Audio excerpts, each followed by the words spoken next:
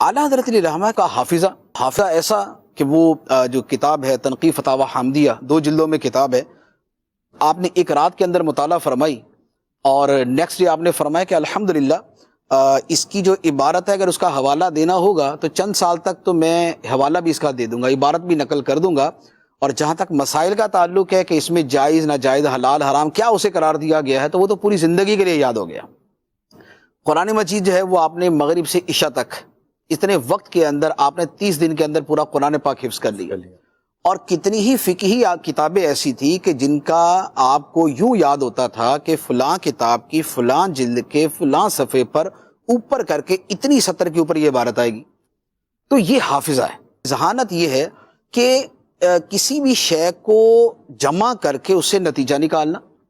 یا کسی ایک شے کو پھیلا کر اس سے استدلال اور استنباط کرنا، تو یہ جو تفقع ہے یہ اس ذہانت کے اندر آتا ہے۔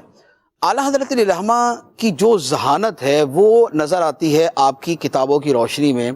کہ جب بظاہر یوں لگتا ہے کہ یہ ایک عام سی چیز ہے، یعنی اگر جیسے کسی اچھے عالم سے پوچھا جائے تو شاید وہ یہ کہہ دے گا کہ ہاں ٹھیک ہے یہ اچھی چیز ہے، اس پر کچھ دلائل دے دے گا،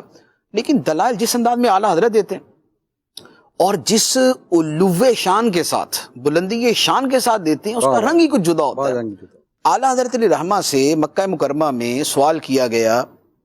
علم غیب کے بارے میں کہ نبی پاک علیہ الصلوۃ والسلام کو علم غیب ہونے کے دلائل کیا ہیں، اور اس پر جو منکرین علم غیب ہے وہ آیات پیش کرتے ہیں، تو اس کا کیا جواب ہے؟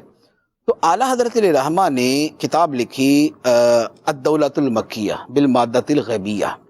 یہ کتاب آپ نے چند گھنٹوں میں لکھی مکہ مکرمہ میں حالت سفر میں، جبکہ کتاب بھی کوئی پاس نہیں تھی، وہ سفر میں حج پہ جاتے ہوئے بندہ لائبریری تو ساتھ نہیں لے کے جاتا، اس زمانے میں آئی پیڈ تو تھا نہیں، نہ والا موبائل تھا۔ تو اب اعلیٰ حضرت علیہ رحمہ نے وہ کتاب لکھی، اور اس کتاب کو جب اگلے دن جو گورنر مکہ تھا اس کے سامنے پڑھ کے سنایا گیا، تو اس نے اس گورنر مکہ جو ہے اس نے کہا کہ سبحان اللہ، خدا اپنے نبی کو عطا کرتا ہے، لوگ انکار کرتے ہیں، یعنی خدا علم غیب عطا کرتا ہے، لوگ انکار کرتے ہیں۔ اچھا، اور جو علماء جنہوں نے وہ سنا، بڑے بڑے علماء کہ جو کوئی شافعی جو ہے وہ فقہ کا بہت بڑا عالم، کوئی حنبلی فقی نا ان کے نام ہے،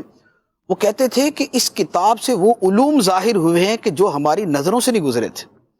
اور یہ چند گھنٹوں میں لکھی گئی کتاب ہے۔ اور آپ یقین کریں کہ وہ کتاب، اس کتاب کی شان یہ ہے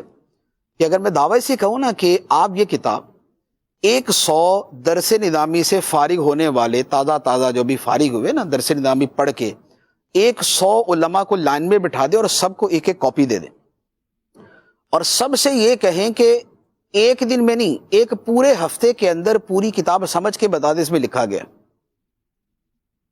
پوری کتاب کو سمجھ کے بیان 100 علماء نہیں کر سکیں گے۔ وہ اتنی دقت نظری پہ، اس اعلیٰ درجے کی ذہانت پہ، اس اعلیٰ درجے کے تفقع پر مشتمل ہے۔ اس ایک آیت مبارکہ جو علم غیب کی ہے، اس کی شرح میں جو منطق و فلسفہ کو قرآن کے تابع کر کے اور اس کا غلام بنا کر جو شرح و بس کے ساتھ کلام کیا ہے، اس کا جواب کوئی نہیں ہے۔ تو یہ ہے ذہانت، کہ ذہانت کے ذریعے کہاں سے کہاں تک جو ہے نا وہ دلائل کو پہنچا دیا جائے۔ اعلیٰ حضرت علیہ رحمہ کی کتاب ہے سبحان الصبح، بہت شاندار بڑی علمی کتاب ہے، اور یہ تو 100 کی ابھی میں نے بات کی تھا نا، 100 کو بٹھا کے سمجھا دیں، یہ اگر 2-4 ہزار کو بھی بٹھا کے سمجھا دیں گے یہ ان کو نہیں سمجھ آئے گی، کہ اتنی مشکل کتاب ہے علم عقائد کی، علم الکلام کی۔ اس میں اعلیٰ حضرت علیہ رحمہ نے اللہ تعالیٰ کے صدق پہ، سچ پہ، سچا ہونے پہ، اللہ کے کلام میں کذب نہیں ہو سکتا، جھوٹ نہیں ہو سکتا، جھوٹ ممکن نہیں اللہ تعالیٰ کے کلام نے، اس پر وہ پوری وہ کتاب ہے۔ اور اس میں جو دلائل اعلیٰ حضرت نے دیے ہیں وہ یوں سمجھ لیں کہ دلائل بیان فرمائے، اور فرمایا کہ یہ دلائل وہ ہیں جو آج تک کے ماضی کے سارے علماء نے بیان فرمائے۔ اس کے بعد اعلیٰ حضرت کے اپنے دلائل آگے شروع ہوتے ہیں، اور پھر وہ جو دلائل ہیں ان کی تعداد پچھلے 1300 سال کے علماء کے دلائل کی تعداد کے ڈبل سے بھی زیادہ ہے۔